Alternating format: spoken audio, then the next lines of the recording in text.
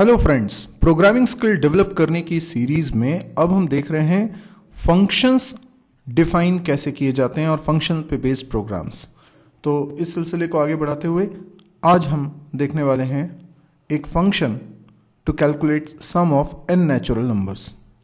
तो इस एक फंक्शन, वैसे तो ये बहुत सिंपल है, लेकिन इसको हम चार तरीके से डिफाइन करेंगे। यानी फंक्शन को मैं चार तरीके से डिफाइन करके बताऊंगा। ये चार तरीके कौन से होंगे जिसको हमने थ्योरी में पढ़ा था। यदि आपने थ्योरी लेक्चर्स नहीं देखे हैं तो मैं चाहूँगा कि आप फंक्शंस के थ्योरी लेक्चर्स को देखें और देखें, सीखें कि फंक्शन को डिफाइन करने के चार तरीके कैसे होते हैं। ये चार तरीके हैं: takes nothing, returns nothing, take something, returns nothing, takes nothing, return something और टेक समथिंग, रिटर्न समथिंग। मैं इन चारों तरीकों से इस फंक्शन को बना के बताता हूँ तो आपको ये चारों तरीके अच्छे समझ में आएंगे। सबसे पहले हम बात करते हैं कि हमें फंक्शन बनाना है takes nothing, returns nothing nature का। तो मुझे पहले तो प्रोग्राम समझ में आया कि नहीं आया ये देखिए। हमें यूज़र से एक नंबर चाहिए, यानी n की कोई वैल्यू चाहिए। ये n की जो वैल्यू है ये वो नंबर है जहाँ तक के नेचुरल नंबर को मुझे ऐड करना है। फॉर एग्जांपल n की वैल्यू अगर 5 है तो मुझे 1 2 3 4 5 इनको ऐड करके रिजल्ट बताना है। तो इसका प्रोग्राम हम बना रहे हैं। सबसे पहले मैं फंक्शन बनाने के लिए क्या लिखता हूँ। मैं सबसे पहला जो फंक्शन बना रहा हूँ ये है टेक्स नथिंग, रिटर्न्स नथिंग। ठीक है, ऐसा शॉर्ट में लिख देता हूँ। अब फंक्शन की कोडिंग कैसे होगी? रिटर्न टाइप फंक्शन का होगा वॉइड। देखिए, किसी भी फंक्शन का रिटर्न टाइप वॉइड होता है, यानी आप वॉइड लिखते हो उसके पहले, तो इसका मतलब ये रिटर्न्स नथिंग है। फंक्शन का नाम रख लिया मैंने सम और पैरेंथेसिस को खाली रखा और यह फंक्शन को मैं डिफाइन कर रहा हूँ। मैं एक बार फिर बोलता हूँ कि जब भी आप फंक्शन डिफाइन करते हैं तो उसके नाम के पहले आप लिखते हैं डेटा टाइप, वो डेटा टाइप जिस टाइप की वैल्यू ये फंक्शन करेगा रिटर्न। अगर आपने थ्योरी नहीं पढ़ी है तो आपको ये बातें इतनी आसानी से समझ में नहीं आएंगी, तो पहले थ्योरी ज़रूर देखिएगा। यदि आपको थ्योरी मालूम है तो आपके लिए ये एग्जाम्पल बहुत काम का है। मैं कह रहा हूँ कि फंक्शन डिफाइन करते वक्त फंक्शन के नाम के पहले वॉइड लिखना, मतलब कंपाइलर को ये बताना कि ये फंक्शन कोई वैल्यू रिटर्न नहीं करेगा, और इसके बाद आप फंक्शन की बॉडी के अंदर रिटर्न कीवर्ड नहीं लिख सकते। फंक्शन के नाम के बाद लगे पैरेंथेसिस खाली हैं, जो इस बात का सबूत है कि ये टेक्स नथिंग का एग्जाम्पल है। अब इस फंक्शन को जो काम करना है उसमें इसे सबसे पहले n की वैल्यू चाहिए। इसीलिए हम एक वेरिएबल बनाते हैं, लेट्स से n, और यूज़र को एक मैसेज देते हैं, एंटर अ नेचुरल नंबर। ठीक है, तो यूज़र नेचुरल नंबर एंटर करेगा तो स्कैनफ की मदद से इस इनपुट को हम लोग रखवा देंगे n वेरिएबल में। अब n वेरिएबल के अंदर क्या आ चुका है? एक नंबर आ चुका है। ये नंबर कोई नेचुरल नंबर है और इस नंबर तक मुझे सम करना है। तो मैं सिंपली एक लूप लगाता हूँ और इसके लिए पहले मैं एक वेरिएबल और डिक्लेयर कर देता हूँ, लेट्स से i, और एक वेरिएबल सम कैलकुलेट करने के लिए s, जिसकी वैल्यू इनिशियली मैं 0 रखता हूँ। तो मैंने क्या किया, i की वैल्यू इनिशियली 1 रखी और i की वैल्यू जब तक n से छोटी है या बराबर है तब तक मैं इस लूप को चलाऊं, हर बार i की वैल्यू को एक इंक्रीमेंट करता जाऊं। लूप की बॉडी में मुझे क्या करना है, s में असाइन करना है s प्लस i। देखिए हमने क्या किया है, हमारे पास एक वेरिएबल था जिसका नाम था n। यूज़र ने कुछ वैल्यू इसमें एंटर करी है, लेट्स से यूज़र ने वैल्यू एंटर करी है 5। तो हमारा मकसद क्या है, हम 1 + 2 + 3 + 4 + 5 करें और जो इसका रिजल्ट आए वो डिस्प्ले करें। रिजल्ट रखने के लिए मैंने एक वेरिएबल बना लिया है s, जिसमें इनिशियली 0 है। अब मैं क्या करता हूँ, s में असाइन करता हूँ s प्लस ये पहली वाली वैल्यू दैट इज़ 1। इससे क्या होगा, s की वैल्यू 0 + 1 मिलकर हो जाएगा 1, तो s की वैल्यू हो जाएगी 1। अगली स्टेप में मैं फिर से s असाइन s प्लस अगली वैल्यू लिखता हूँ 2, यानी ये वाली वैल्यू। एस में क्या है, एस में 1 है। 1 मतलब अभी तक का सम, ये 1 आ चुका है, और नेक्स्ट नंबर 2 है, तो इन दोनों को ऐड करा, रिजल्ट आया 1 + 2 3, तो एस के अंदर स्टोर हो गया 3, यानी पहले 2 नंबर का सम हो चुका है और ये एस में रखा हुआ है। तो अब मैं चाहूँगा कि इस एस में रखी वैल्यू यानी 3 को नेक्स्ट नंबर यानी 3 से ये वाला नंबर ऐड कर दिया जाए, जो रिजल्ट आए वो एस में स्टोर हो जाए। तो एस की नई वैल्यू हो जाएगी 6।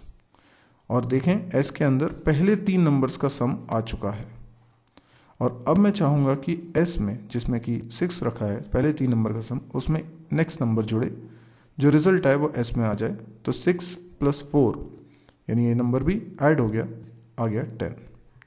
तो अब मैंने 4 नंबर का सम कर लिया है और ये चारों नंबर का सम एस के अंदर रखा हुआ है। ये क्यूमुलेटिव स्टाइल में मैं सम करता जा रहा हूँ। एस में पहले 4 नंबर का सम है, दैट इज़ 10, और उसमें नेक्स्ट नंबर मैं ऐड करना चाहता हूँ, दैट इज़ 5। तो ये 5 भी ऐड हो गया और एस के अंदर असाइन कर देता हूँ।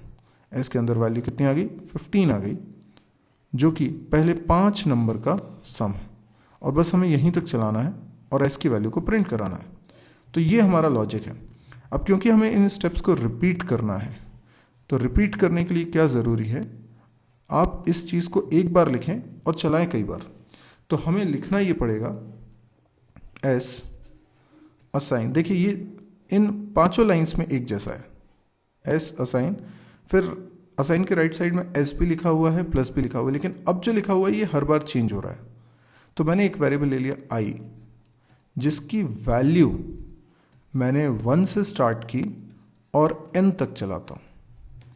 तो ये करने के लिए मैंने लूप लगाया। तो आप देख सकते हैं यहाँ पे ये लूप 1 से n तक चल रहा है और s में वैल्यू असाइन होती जा रही है। s में शुरुआत में 0 रखना ज़रूरी है, क्योंकि पहली बार जब ऐड होगा तो 0 + 1 होगा। अब जब ये लूप एंड हो जाएगा तो s के अंदर रिजल्ट आ चुका होगा, हमें इसको प्रिंट कराना है, printf sum is %d और s की वैल्यू, ये हमारा फंक्शन कंप्लीट हो गया। ये जो वैरायटी हमने बनाई है टेक्स नथिंग रिटर्न्स नथिंग की बनाई है। अब हम लोग एक और वैरायटी बनाते हैं जो कि होगा takes something returns nothing. Takes something returns nothing, ठीक है। अब मैं यहीं पे लिख दे रहा हूं कोड, पर कोई एक ही फंक्शन हम लोग अपने प्रोग्राम में रखेंगे, क्योंकि सी लैंग्वेज में एक नाम के एक से ज़्यादा फंक्शन नहीं हो सकते। तो मैं 4 तरीकों से बना सकता हूँ, लेकिन किसी प्रोग्राम में मैं इन 4 में से किसी एक ही तरीके से प्रोग्राम बनाऊंगा। तो देखिए मैंने फिर फंक्शन बनाने के बारे में बात करी। क्योंकि रिटर्न्स अभी भी नथिंग है तो रिटर्न टाइप होगा वॉइड, फंक्शन का नाम हम लिखेंगे सम। फंक्शन के पैरेंथेसिस इस बार खाली नहीं रहेंगे, क्योंकि खाली पैरेंथेसिस का मतलब होता है टेक्स नथिंग, और इस बार हम बना रहे हैं टेक समथिंग। तो यहाँ पर मुझे क्या करना है, मुझे एक वेरिएबल बनाना है। ध्यान ये दीजिए कि यहाँ पर कितने वेरिएबल्स होने चाहिए। यहाँ पर हम उतने ही वेरिएबल्स बनाएंगे जितनी वैल्यूज़ इस फंक्शन को अपना काम करने के लिए चाहिए। सोचिए ज़रा कि जो सम फंक्शन है, इसे जो काम करना है, उस काम को करने के लिए इसे कितनी वैल्यूज़ चाहिए। मैंने ये नहीं कहा कि कितने वेरिएबल्स चाहिए, मैंने कहा कितनी वैल्यूज़ चाहिए।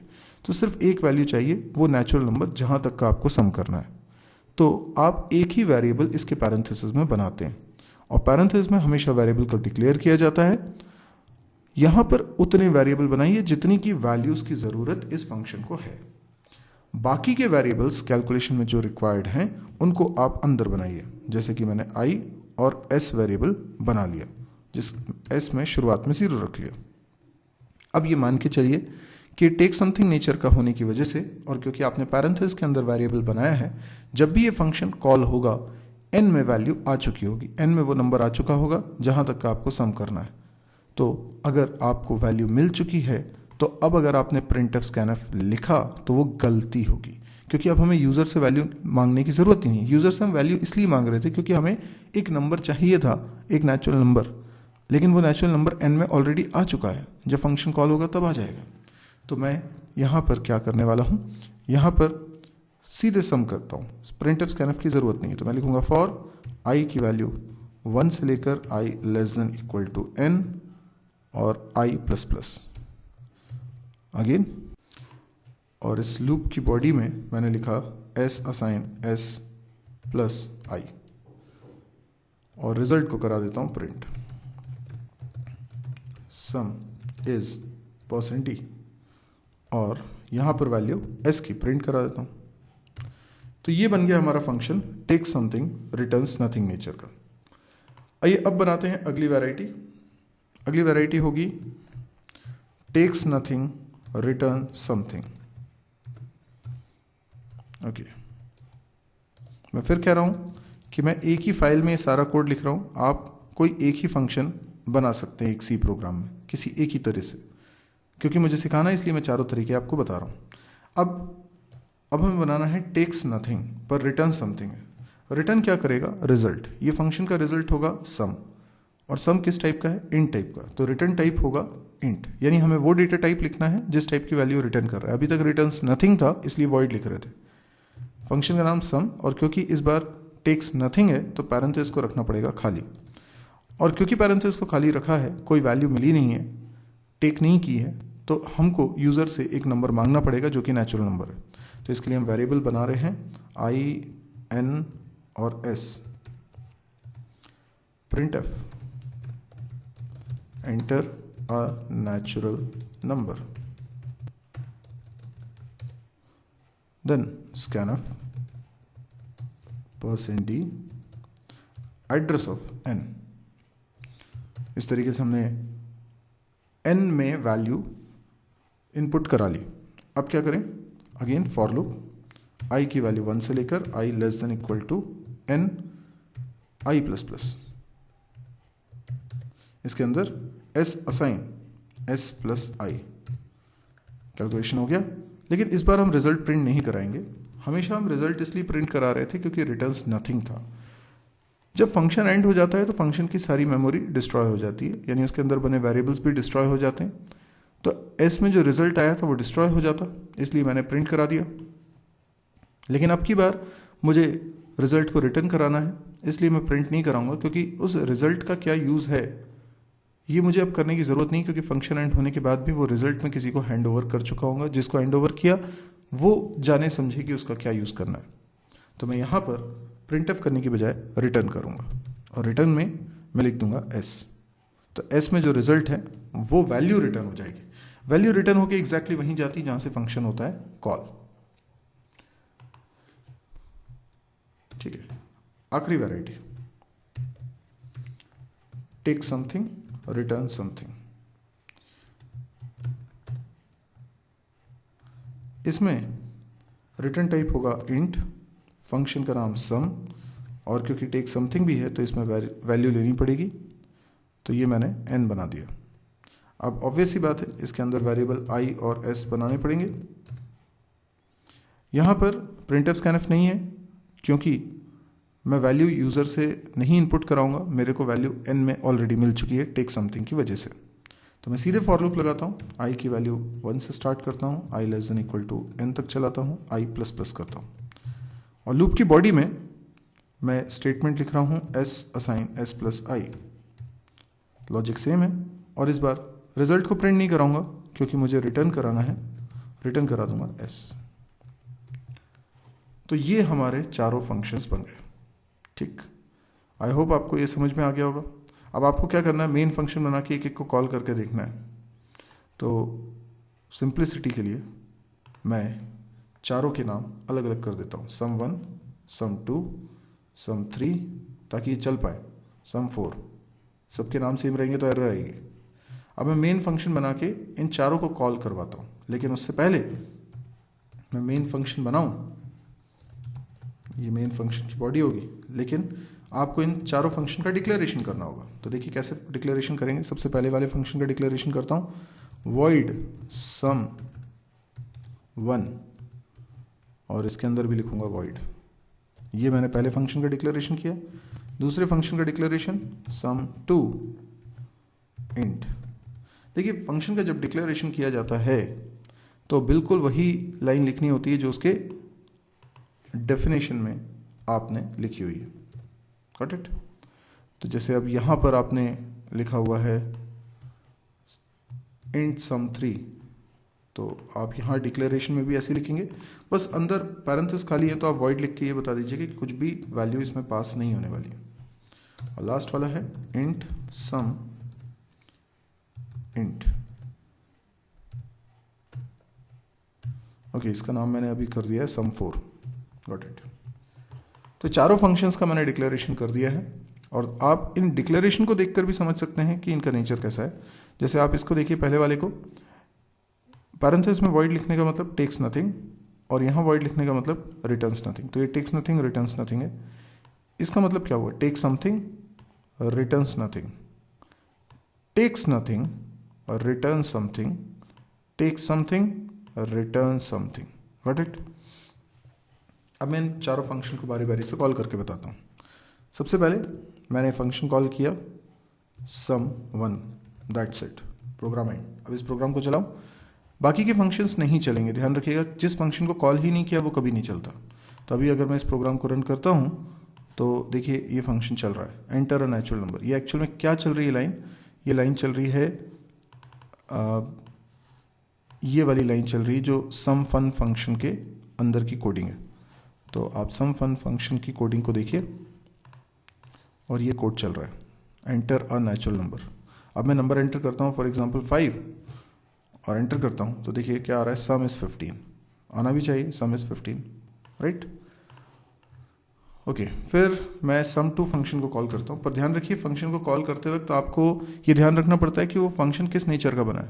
जैसे अब sum2 फंक्शन जो बना हुआ है ये take something returns nothing nature का है। तो टेक समथिंग है तो इसमें कुछ वैल्यू पास करनी पड़ेगी। जैसे मैंने वैल्यू पास कर दी 4, तो पहले 4 नंबर का सम ये कैलकुलेट करके मुझे रिटर्न करके दे देगा। देखिए कैसे, ये देखिए पहले 4 नंबर का सम होता है 10, तो बिल्कुल ये 10 दे रहा है। ये 4 किस में चला गया होगा? ये 4 गया होगा इस n के अंदर, तो 4 तक का सम इसने कैलकुलेट कर दिया। Got it. अच्छा, अगर आप कॉल करते हैं sum3 को तो उसका नेचर कैसा है? उसका नेचर है टेक्स नथिंग। तो भाई टेक्स नथिंग है तो यहाँ तो कुछ भी लिख नहीं सकते।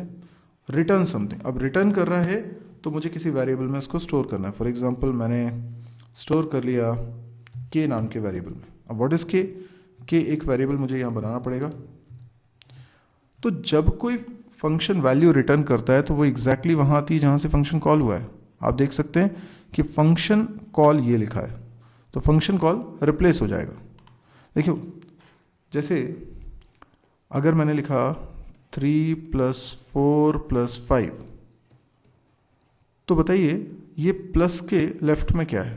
4 नहीं है, 7 है, क्योंकि पहले ये कैलकुलेट हो जाएगा और ये रिप्लेस होके 7 बन जाएगा। तो हमेशा वो एक्सप्रेशन रिप्लेस हो जाता है अपने रिजल्ट से। अगर आपने कहीं पर लिखा हुआ है sum3, ठीक है, तो sum3 फंक्शन जब चलेगा तो 2 नंबर ऐड होंगे और उसका रिजल्ट जो भी होगा, मान लीजिए उसका रिजल्ट आ रहा है 20, ठीक है, तो ये पूरा का पूरा रिप्लेस हो जाएगा और इस जगह पर आ जाएगा 20। तो फिर उसको मुझे किसी में असाइन कराना है, तो मैंने एक के वेरिएबल बना लिया, तो के अंदर चला जाएगा 20। अब इस के का यूज़ कुछ करना है तो चलिए प्रिंट करा देता हूँ। मैं प्रिंट करा देता हूँ printf sum addition is %d और प्रिंट करा देता हूँ के की वैल्यू। Got it. अब इसको चला के देखते हैं तो देखिए एंटर अ नेचुरल नंबर। देखिए इस बार फंक्शन को जब कॉल किया तो कोई वैल्यू पास नहीं करी है। sum3 की कोडिंग देखिए आप, कोई वैल्यू इसमें पास नहीं करी है, पर इसके अंदर printf scanf है तो नंबर ये मांग रहा है। मैंने नंबर एंटर किया 5, ये n में चला गया और देखिए n में चले जाने के बाद ये जब कैलकुलेट हुआ तो सम आ गया 15 किस में? s में। उसको प्रिंट नहीं कराया, उसे रिटर्न कराया, और रिटर्न कराया तो वो एग्जैक्टली वहीं गया जहाँ से फंक्शन कॉल हुआ था, यानी इस जगह पर। तो इस जगह पर क्या आ चुका है? 15 किस में गया? के में। तो जब प्रिंट हुआ तो एडिशन इज 15 प्रिंट हुआ है। देखिए आप, एडिशन इज 15। Got it. अच्छा, अब चौथी वैरायटी को भी कॉल करके देख लेते हैं। चौथी वैरायटी में हम sum4 को कॉल कर रहे हैं और वो टेक समथिंग रिटर्न समथिंग है। तो यहाँ पर मैं कुछ वैल्यू पास कर देता हूँ, फॉर एग्जाम्पल 6। तो अब क्या होगा, आप इस लाइन को अच्छी तरीके से समझिए। ये जो 6 है ये कहाँ जाएगा? ये इस n में जाएगा, तो इसमें 6 आ गया, तो पहले 6 नंबर का सम होगा और उसका जो रिजल्ट होगा वो रिटर्न होगा। 6 नंबर का सम कितना होगा? 21, तो 21 इस जगह पर आ जाएगा। ये 21 किस में चला जाएगा? के में, और ये वैल्यू हम करा देंगे प्रिंट। अब एक बार इसको रन करके भी देखते हैं मैंने इसको रन किया, आप देखिए तो सम बिल्कुल सही आ चुका है। एडिशन इज 21, क्योंकि यहाँ पे 6 हमने पास किया था तो पहले 6 नंबर का सम आ गया और ये प्रिंट भी हो गया। ठीक है, आई होप आपको ये प्रोग्राम समझ में आ गया होगा। चारों वैरायटी से मैंने इसको बना के बता दिया। आपने प्रोग्राम भी अच्छी तरीके से देख लिया, डिक्लेरेशन भी समझ में आ गया, कॉल कैसे करते हैं वो भी समझ में आ गया, चारों में फ़र्क भी समझ में आ गया। तो जो थ्योरी हमने पढ़ी थी उसका एक प्रैक्टिकल हमने कर लिया। आगे वीडियो में हम और भी प्रैक्टिकल्स करेंगे। तो यदि आपको ये वीडियो पसंद आया तो इसे लाइक करिएगा, और यदि आपको लगता है कि कुछ डाउट्स हैं तो आप कमेंट्स के ज़रिए भी मुझसे डाउट पूछ सकते हैं। आप इस चैनल को भी सब्सक्राइब करिए ताकि जब भी कोई नया वीडियो अपलोड करूं तो उसकी जानकारी आपको तुरंत मिले। मेरी एक वेबसाइट है www.mysirji.com, इस वेबसाइट को विजिट करें। यहाँ पर आपको C++, जावा, PHP, MySQL, data structure, DBMS, इन सब के वीडियो कोर्सेज मिलेंगे। और यहाँ पर आपको कैंपस प्रिपरेशन से रिलेटेड वीडियोस भी मिलेंगे और प्रोग्रामिंग एक्सरसाइज से रिलेटेड वीडियोस भी मिलेंगे, जैसे कि ये आप देख रहे हैं प्रोग्रामिंग एक्सरसाइज के अंतर्गत वीडियो। तो ये कई सारे वीडियोस हैं, वैसे सारे वीडियोस यूट्यूब के हैं लेकिन अलग अलग यूट्यूब चैनल पे हैं। तो हो सकता है यूट्यूब पे आपको देखने में, ढूंढने में दिक्कत हो, तो ये साइट पे आपको सब एक जगह पर मिल जाएगा और सिस्टमैटिक ऑर्डर में मिल जाएगा। तो आपको ये कन्फ्यूजन नहीं होगा किस वीडियो के बाद आपको कौन सा वीडियो देखना है। इसके अलावा आप ये भी समझ लीजिए कि इस साइट पे डेली एक वीडियो अपलोड होता है, तो कंटेंट हमेशा बढ़ता रहेगा। तो ये साइट आप बुकमार्क करके रख सकते हैं। आप इस साइट को शेयर भी करिए, अपने फेसबुक वॉल पे इस साइट का लिंक पेस्ट कर दीजिए, या ये इस वीडियो का लिंक पेस्ट कर दीजिए। ऐसा इसलिए बोल रहा हूँ क्योंकि ये सारे वीडियोस हिंदी में हैं। बहुत सारे लोग हैं जिनको हिंदी में वीडियोस की ज़रूरत है, इंग्लिश में उन्हें ठीक से समझ में नहीं आ पाता है, तो हो सकता है हिंदी में उन्हें अच्छे से समझ में आ जाए और वो अपना करियर बना सकें। तो कई लोगों की ये बहुत हेल्प हो सकती है। इसके अलावा ये फ्री ऑफ कॉस्ट है, तो जिन लोगों की फाइनेंशियल कंडीशन अच्छी नहीं है उन लोगों के लिए भी हेल्प करेगा। कोई भी घर बैठ के सीख सकता है, चाहे वो कहीं भी रहता हो। तो ये सारे फ्री हैं, हिंदी में हैं और डेली अपलोड हो रहा है, तो बहुत लोगों के काम का हो सकता है। तो एक अच्छा काम ये करिए कि इसको जितना हो सकता है स्प्रेड करिए। Please share it. Thank you.